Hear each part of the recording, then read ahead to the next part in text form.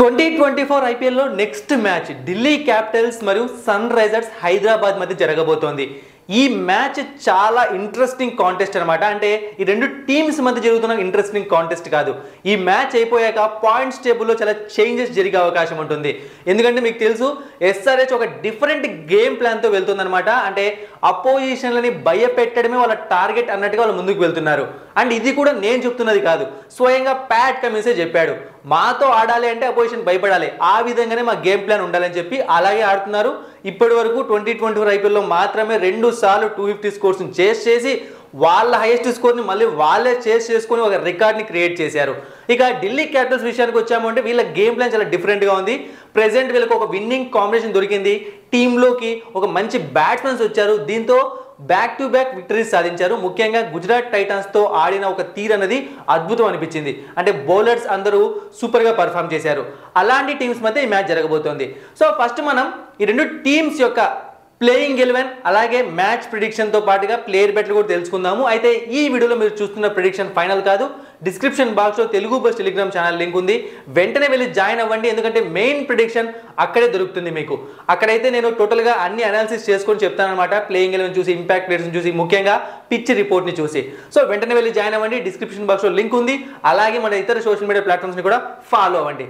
First మనం Delhi Capitals playing 11 విషయానికి వచ్చాము అంటే డేవిడ్ వార్నర్ దాదాపు 2 మ్యాచ్లు అయిపోయింది, దూరం అయిపోయాయి అనమాట. అతనికి థంబ్ ఇంజురీ అయింది. సో ఈ మ్యాచ్కి అతను బ్యాక్ వచ్చే ఛాన్సెస్ ఉన్నాయి, బట్ కన్ఫర్మ్ కాదు. ఎందుకంటే డేవిడ్ వార్నర్ ఒకవేళ ఫిట్ ఉన్నాడంటే 100% గేమ్లో ఉంటాడు. నేనైతే ఉంటాడు అన్నట్టుగానే ప్లేయింగ్ 11 చూస్తున్నాను. ఇక ఇది తప్ప ఇంకా పెద్ద చేంజెస్ ఏం కనిపించవు. ఒకసారి ఇలా ప్లేయింగ్ 11 చూసాము అంటే David Warner, Prithvi Shaw, Jake Fraser, Rishabh Pant, Tristan Stubbs, Shai Hope, Abhishek Porel, Axar Patel, Khaleel Ahmed, Ishant Sharma, Mukesh Kumar, impact ప్లేయర్గా కుల్దీప్ యాదవ్. ఇక ఈ టీం గురించి కొన్ని మనం ఇంపార్టెంట్ పాయింట్స్ మాట్లాడాలి. అంటే ఈ టీం బలం ఎక్కడుంది, వీక్నెస్ ఎక్కడుంది.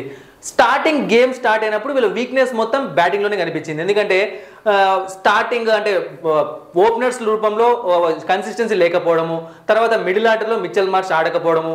కానీ ఇప్పుడు ఏమైపోయిందంటే జేక్ ఫ్రాసర్ వచ్చాక ఆ టీం గేమ్ ప్లానే చేంజ్ అయిపోయింది. అతను పూర్తి అగ్రెసివ్గా ఆడుతున్నాడు. ఇక పృథ్వీ షా కూడా మంచి టచ్లో కనిపిస్తున్నాడు. డేవిడ్ వార్నర్ వచ్చి ఆడాడంటే కన్సిస్టెంట్గా ఉంటాడు. దీని అన్నిటికీ పెద్ద సపోర్ట్ ఏంటి అంటే రిషబ్ పంత్ ఫెంటాస్టిక్ ఫామ్లో ఉండడం. అటు వికెట్ కీపింగ్ అయినా, ఇటు బ్యాటింగ్ అయినా, అటు కెప్టెన్సీ అయినా అద్భుతంగా ఉన్నాడనమాట. అదే ఆ టీంకి పెద్ద బలం. ఇక బౌలింగ్ విషయానికి వచ్చాము అంటే ఏదో ఒక కోల్కతా మ్యాచ్లో తప్పితే మిగతా ఏ మ్యాచ్లో కూడా వీళ్ళు అంత ఘోరంగా ఫెయిల్ అంటే మనకు అనిపించలేదు. ముందు నుంచి కూడా కొంచెం బాగానే పర్ఫామ్ చేస్తున్నారు.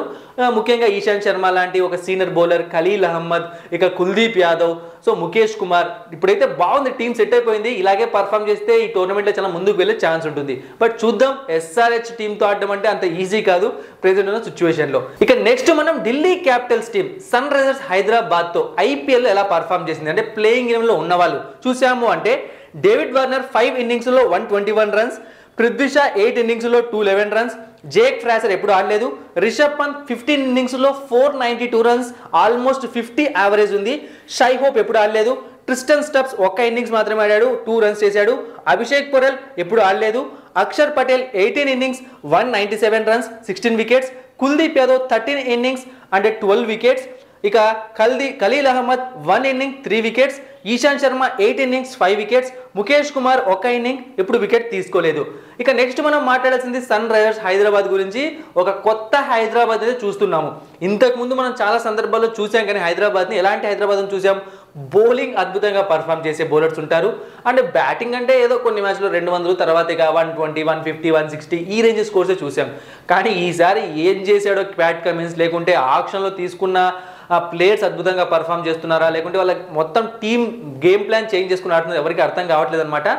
ధనాధన్ హిట్టింగ్ అన్నది ఫస్ట్ బాల్ నుంచే స్టార్ట్ చేస్తున్నారు. ముఖ్యంగా ట్రావిస్ హెడ్ దగ్గర నుంచి స్టార్ట్ అవుతుంది. ఇది హెన్రిచ్ క్లాసన్ దగ్గర ఎండ్ అవుతుంది, లేదా అబ్దుల్ సమాద్ దగ్గర కూడా ఎండ్ అవుతుంది. ఇక వీళ్ళు ఎటువంటి ప్లేయింగ్ 11తో వస్తారు, నాకు తెలిసి వీళ్ళు ఏ చేంజెస్ చేసుకున్నారు, సేమ్ ప్లేయింగ్ 11తోనే వస్తారనమాట. బట్ నాకు కొంచెం ఈ టీంలో ఉన్న వీక్ లింక్ మాత్రం జైదేవ్ ఉన్నదిగట్ రూపంలో కనిపిస్తుంది. మరి ఏమన్నా ఉమ్రాన్ మలిక్ని తీసుకుంటారేమో చూడాలి. సో ఒకసారి చూసాము అంటే Travis Head, Abhishek Sharma, Aiden Markram, Heinrich Klaasen, Abdul Samad, Nitish Reddy, Shahbaz Ahmed, Jaydev Unadkat లేదా Umran Malik, Pat Cummins, Bhuvneshwar Kumar, Mayank Markande, impact ప్లేయర్గా టీ నటరాజన్. ఇక మనం ఈ టీమ్ స్ట్రెంగ్త్ మాట్లాడేసాం. వీళ్ళ టీమ్ స్ట్రెంగ్త్ ఈసారి బౌలింగ్ కన్నా బ్యాటింగ్గా కనిపిస్తుంది. దాని గురించి మనం క్వశ్చన్స్ చేయాల్సిన అవసరం లేదు. బట్ నాకెందుకో ఇప్పుడైతే వీళ్ళ గేమ్ ప్లాన్ బ్యాటింగ్ వైపు టర్న్ అయిందో అప్పటి నుంచి బౌలింగ్ కొంచెం తక్కువైందేమో అనిపిస్తుంది. అది భువనేశ్వర్ కుమార్ అయినా సరే, ఇంకొక ఏ బౌలర్ అయినా సరే. మరీ ముఖ్యంగా స్పిన్నర్స్ అన్న వాళ్ళు, క్వాలిటీ స్పిన్నర్స్ ఈ టీంలో మనకు కనిపించట్లేదు. అది మయాంక్ మార్కండే వేసినా, షాబాజ్ అహ్మద్ వేసినా, ఎవరు వేసినా సరే, అంటే కొన్నిసార్లు అభిషేక్ శర్మ. బట్ ఇంతకు ముందుతో పోలిస్తే స్పిన్ డిపార్ట్మెంట్ వీక్ అయిపోయింది, ఫాస్ట్ బౌలింగ్ డిపార్ట్మెంట్ కూడా కొంచెం వీక్గానే కనిపిస్తుంది. సో బ్యాటింగ్ ఆధారంగా కొంచెం ఎక్కువ స్ట్రెంత్ తెచ్చుకున్నారు. మరి ఢిల్లీతో మ్యాచ్ అంటే అన్ని వైపుల నుంచి రెడీగా ఉండాలన్నమాట. ఎందుకు అంటే పిచ్ రిపోర్ట్ చూస్తే మీకు తెలుస్తుంది. ఇక మరి సన్ రైజర్స్ హైదరాబాద్ టీంలోని ప్లేయింగ్ ఎలెవన్ వాళ్ళు అగేన్స్ట్ ఢిల్లీ క్యాపిటల్స్ ఎలా పర్ఫార్మ్ చేశారో ఒకసారి చూద్దాము. ట్రావిస్ హెడ్ ఒక్క ఇన్నింగ్స్ ఆడాడు, 2 runs 2 wickets. Abhishek Sharma 6 innings 87 runs 2 wickets. Aiden Markram 3 innings 53 runs 0 wickets. Nitish Reddy ఎప్పుడు ఆడలేదు. Heinrich Klaasen 3 innings 87 runs. Abdul Samad 4 innings 101 runs. Shahbaz Ahmed 3 innings 53 runs ఎప్పుడు వికెట్ తీసుకోలేదు. Pat Cummins 4 innings 6 wickets. Bhuvneshwar Kumar 20 innings 17 wickets. Mayank Markande 5 innings 4 wickets. Jaydev Unadkat 10 innings 19 wickets. Tea Natarajan 6 innings 5 wickets. మీకు doubt రావచ్చు Travis head ఇప్పుడు ఆడాడు ఢిల్లీ క్యాపిటల్స్కి అగైనెస్ట్గా అని చెప్పి. మీకు అంటే మీరు మర్చిపోయి ఉండొచ్చు, ట్రావిస్ హెడ్ ఇంతకుముందు ఆర్సీబీ టీంలో ఉండేవాడు, ఎక్కువ మ్యాచ్లు ఆడలేదు. ఆ తర్వాత మళ్ళీ ఐపీఎల్కి దూరం అయ్యాడు, మళ్ళీ ఇప్పుడు వచ్చాడు. సో అవన్నీ బేస్ చేసుకొని మనం చెప్తున్నాం స్టాట్స్ అన్నవి. ఆల్రెడీ చెప్పాను కదా, వీళ్ళ బౌలింగ్ డిపార్ట్మెంట్ కొంచెం ఇంప్రూవ్ అవ్వాలి, ఎందుకంటే పిచ్ రిపోర్ట్ చూస్తే మీకు తెలుస్తుంది. ఇక మనం నెక్స్ట్ ప్లేయర్ బ్యాటింగ్లోకి వెళ్ళిపోదాం. అంటే Delhi Capitals batsmens versus SRH bowlers, అలాగే SRH batsmens versus Delhi Capitals bowlers. And ఇవి కేవలం IPL and T20 league stats మాత్రమే. ఇంటర్నేషనల్ T20ని ఇక్కడ నేను ఇంక్లూడ్ చేయట్లేదు. అండ్ అలాగే వికెట్ తీసుకున్న బౌలర్ని మాత్రమే ఇంక్లూడ్ చేస్తున్నాను. ఒకసారి చూసామంటే David Warner versus Bhuvneshwar Kumar 18 runs ఒకసారి అవుట్ అయ్యాడు, 62 strike rate. David Warner versus Jaydev Unadkat 51 runs ఒకసారి అవుట్ అయ్యాడు, 118 స్ట్రైక్ రేట్ ఉంది. ఇక Prithvi Shaw versus Bhuvneshwar Kumar 35 runs 2 times out అయ్యాడు, 100 strike rate. Prithvi Shaw versus Pat Cummins 32 runs ఒకసారి అవుట్ అయ్యాడు, 160 strike rate. Prithvi Shaw versus Jaydev Unadkat 35 runs ఒకసారి అవుట్ అయ్యాడు, 175 strike rate. Rishabh Pant versus Bhuvneshwar Kumar 79 runs ఒకసారి అవుట్ అయ్యాడు, 239 strike rate. Rishabh Pant versus Pat Cummins 19 runs ఒకసారి అవుట్ అయ్యాడు, 126 strike rate. Rishabh Pant versus Jaydev Unadkat 49 runs 2 times out అయ్యాడు, 158 strike rate. Axar Patel versus Bhuvneshwar Kumar 57 runs 2 times out అయ్యాడు, 190 strike rate. Axar Patel versus Jaydev Unadkat 27 runs ఒకసారి out అయ్యాడు, 128 స్ట్రైక్ రేట్. ఇక next మనం sun Risers Hyderabad batsmens versus Delhi Capitals bowlers.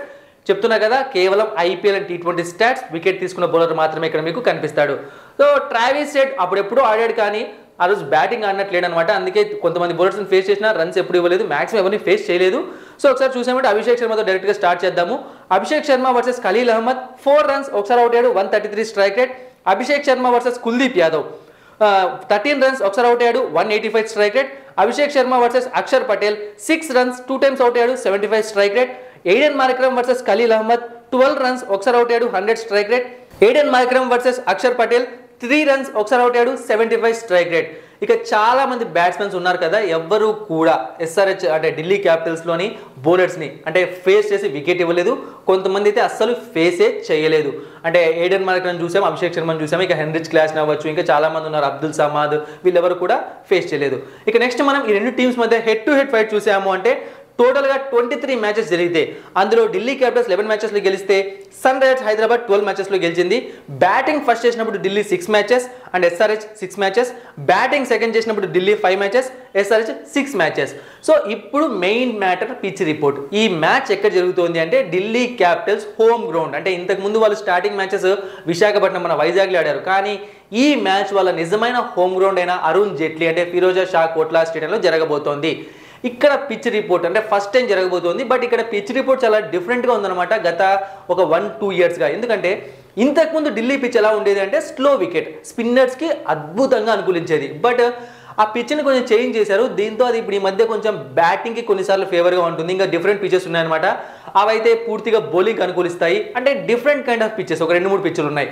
ఖచ్చితంగా Delhi Capitals ఏ pitch use చేస్తుంది అంటే బౌలింగ్ పిచ్, స్పిన్కి అనుకూలించే పిచ్చే యూజ్ చేసే ఛాన్స్ ఉంది. దానికి కారణం ఏంటి అంటే ఇక్కడ వీక్ పాయింట్ ఏది ఉంది అంటే ఎస్ఆర్హెచ్ వాళ్ళకి కొంచెం స్పిన్ బౌలింగ్ వీక్గా ఉంది. వాళ్ళ దాంట్లో స్పిన్నర్స్ లేరు కాబట్టి. బ్యాటింగ్ ట్రాక్ అయితే అసలు చూస్ చేసుకో, ఎందుకంటే ఎస్ఆర్హెచ్ వాళ్ళని చూసాక కూడా బ్యాటింగ్ ట్రాక్ చూస్ చేసుకుంటే అది ఢిల్లీ క్యాపిటల్స్ తప్పే అవుతుంది. అలాంటప్పుడు మనం చూసుకున్నాము అంటే ఒక ఇప్పుడు వరకు అంటే లాస్ట్ WPL చూసుకున్నా సరే భారీ స్కోర్లు రావట్లేదు, కానీ ఒక మంచి బ్యాటింగ్ వికెటే. అలా అని చెప్పి స్లో వికెట్ అని చెప్పలేము. సో ఒక మంచి బ్యాటింగ్ ట్రాక్ ఉంది, అలాగే స్పిన్నర్స్కి పిచ్ అనుకూలిస్తుంది. అండ్ చెప్పాను కదా ఆల్రెడీ డ్యూ ఫ్యాక్టర్ అనేది కూడా ఉంటుందన్నమాట ఇక్కడ, అది ఇంపార్టెంట్ ఇక్కడ. సో ఇప్పటివరకు టోటల్గా ఇక్కడ 84 మ్యాచెస్ జరిగితే అందులో పేసర్స్కి 350 వికెట్స్ వస్తే స్పిన్నర్స్కి 183 వికెట్స్ వచ్చాయి. బ్యాటింగ్ ఫస్ట్ చేసినప్పుడు 38 టైమ్స్ మ్యాచెస్ గెలిస్తే ఆ టీం, బ్యాటింగ్ సెకండ్ చేసిన టీం 46 మ్యాచెస్లో గెలిచింది. ఇక్కడ యావరేజ్ ఫస్ట్ ఇన్నింగ్ స్కోర్ 165 ఉంది, యావరేజ్ సెకండ్ ఇన్నింగ్ స్కోర్ 155 ఉంది. సో మరి మ్యాచ్ ఎవరు గెలుస్తారు, ఈ మ్యాచ్ ఎవరు గెలుస్తారన్న విషయం మీకు తెలుగు బస్ టెలిగ్రామ్ ఛానల్ దొరుకుతుంది. డిస్క్రిప్షన్ బాక్స్లో లింక్ ఉంది, వెంటనే వెళ్ళి జాయిన్ అవ్వండి. ఈ వీడియోలో నేను చెప్తున్నది కేవలం అనాలిసిస్ ప్రకారం ఏ టీం స్ట్రాంగ్గా ఉంది అని చెప్పి. సో చూసుకున్నాము అంటే SRH వర్సెస్ DC పాయింట్స్ టేబుల్లో SRH పైన ఉంది, ఢిల్లీ క్యాపిటల్స్ కింద ఉంది. ఆబ్వియస్లీ ఎక్కువ మ్యాచ్లు గెలిచారు SRH వాళ్ళు. సో ఏ టీం స్ట్రాంగ్ ఉంది అంటే మాత్రం ఖచ్చితంగా నన్ను అడిగితే SRH స్ట్రాంగ్ అనిపిస్తుంది, ఒక స్పిన్ డిపార్ట్మెంట్ని పక్కన పెట్టేస్తే. ఎందుకంటే బ్యాటింగ్లో అద్భుతంగా రాణిస్తున్నారు. వాళ్ళు భారీగా కొట్టిన స్కోర్లు అంటే వాళ్ళ వీక్నెస్ని వాళ్ళు బ్యాటింగ్తో కవర్ చేస్తూ వాళ్ళు పెద్ద పెద్ద స్కోర్లు చేసి దాన్ని డిఫెండ్ చేసుకుంటున్నారు. సో ఇక్కడ వాళ్ళని ఏం అనడానికి లేదు. ఇక ఢిల్లీ క్యాపిటల్స్ ఏమైనా ప్రాబ్లం ఉందా అంటే ఖచ్చితంగా, ఎందుకంటే ఇప్పుడు ఒకవేళ డేవిడ్ వార్నర్ ఇప్పుడు లేడు, ఒకవేళ లేకుండా ఉన్నా సరే జేక్ ఫ్రేసర్ ఆడకపోతే ప్రెజర్ మొత్తం రిషబ్ పంత్ పైన పడుతుంది. పృథ్వీ షా, డేవిడ్ వార్నర్ ఈ ముగ్గురే ఆడాల్సి వస్తుంది. సో ఈ విధంగా బ్యాటింగ్లో కొన్ని ఇష్యూస్ ఉన్నాయి. ఇక బౌలింగ్ విషయానికి వచ్చాము అంటే ఆల్రెడీ ఒకసారి కోల్కతాతో భారీ స్కోర్ కొట్టించారు, కొన్నిసార్లు బౌలింగ్ కూడా ఫ్లాప్ అయిందనమాట.